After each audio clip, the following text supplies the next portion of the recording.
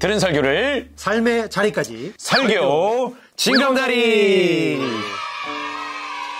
설교 징검다리 진행을 맡은 김형석 목사, 김병진 목사입니다.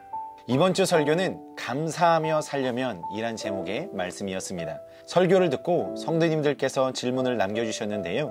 첫 번째 질문은 결단은 하지만 반복적으로 무너지고 후회하는 삶이 아니라 이기는 삶을 살도록 진정한 삶의 회개의 방법을 알려주세요 라고 질문을 주셨는데요. 어떻게 하면 진정한 삶의 회개를 할 수가 있을까요? 네, 이 문제는 신앙생활을 하는 사람이라면 모두가 고민하는 문제일 것 같습니다. 네. 이 질문에 대한 답이 목사님께서 말씀하신 감사에 함축되어 있다고 생각합니다. 우선 우리가 하나님께 감사하는 감사의 내용은 바로 우리가 아직 죄인 되었을 때에 하나님께서는 예수 그리스도의 십자가 지심을 통해 우리를 구원해 주신 은혜에 대한 감사라는 거죠. 네. 그러므로 우리의 감사는 오늘 우리의 어떤 상황과 처지에 상관없이 할 수 있는 감사가 되어야 한다는 것이겠죠. 그 목사님 말씀 중에 감사하며 살려면 실적에 기초한 관계가 아니라 말씀에 기초한 관계로 살아야 한다라고 말씀을 하셨고요. 네, 또 서로 노력하고 겸손한 마음으로 살아야 된다라고 말씀하신 것처럼 말입니다. 그런 의미에서 이 회개 또한 실적과 상황이 아닌 감사의 마음으로 회개에 나아가야 한다는 것이죠. 이게 무슨 뜻이냐면 우리가 죄를 떠나고 회개하는 이유는 죄의 값이 무서워서 심판이 두려워서가 아니라 구원받은 은혜에 감사하여 자발적으로 회개로 나아가야 하는 것이 되어야 한다. 그것이 진정한 회개라는 거죠. 네. 믿음의 결단은 우리 마음속에서 시작하지만 믿음의 결단을 완성하는 것은 어떤 우리의 노력이나 힘이나 다짐이 아닌 하나님께서 성령으로 인도해 주셔야만 가능한 것이기 때문입니다.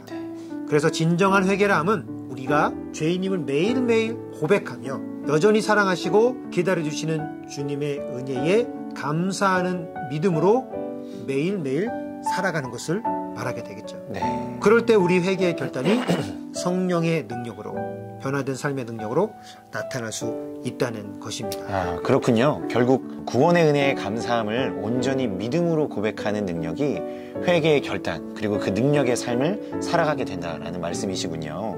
네, 맞습니다. 그리고 두 번째 질문이 있었습니다. 네. 지금에 익숙하고 여유롭고 불화가 없는 삶이 너무나 좋고 만족한 삶을 누리고 있는데 이 만족한 삶을 누리는 것이 잘못일까요? 라고 질문을 해주셨습니다. 이번 질문도 참 많은 분들이 고민하실 것 같은 질문인데요. 어떻게 설교에서 답을 찾을 수 있을까요? 아무래도 우리가 믿는 십자가의 복음이 고난을 상징하다 보니 이렇게 생각하시는 분들이 있는 것 같습니다. 목사님께서 감사에 관한 말씀을 증거해 주셨는데요.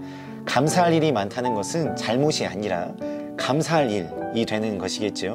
그리고 이것은 은혜이고 축복일 것입니다. 감사할 일이 실적이 아니라 은혜임을 잊지 말아야 합니다. 나의 능력이 아닙니다. 하나님의 선물임을 기억하고 이웃에게 사랑 나누기를 노력하는 삶이 우리 안에 있어야 할 것입니다. 오늘 나에게 주신 은혜에 늘 감사하며 살아간다면 우리가 누리고 있는 평안과 행복은 하나님께 주시는 귀한 선물이 될 것입니다. 그렇군요. 주 안에서라면 마음껏 누리는 것이 당연하다는 말씀이군요. 네. 이렇게 두 가지 질문을 통해 이번 주 설교 징검다리 영상을 함께 했습니다. 성도님들께서 말씀을 삶의 영역에서 풀어나가는 방법의 질문을 많이 해주시는데요. 말씀을 실제 삶 속에서 실천하고 지켜나가는 것이 그만큼 어렵기 때문인 것 같습니다. 네, 그렇습니다. 그런데 이렇게 질문을 해주시니까 준비하는 저희도 다시 한번 말씀을 기억하게 되고 되새기게 되는 것 같습니다. 네. 또 삶에 적용하고 고민하다 보니까 큰 도움이 되는 것 같습니다. 아마 다른 성도님들께서도 큰 도움이 될 것 같은데요. 앞으로도 계속 많은 참여 부탁드리고 다음 주에 또 우리는 다시 뵙도록 하겠습니다. 들은 설교를 삶의 자리까지 설교 징검다리 다음 주에 만나요.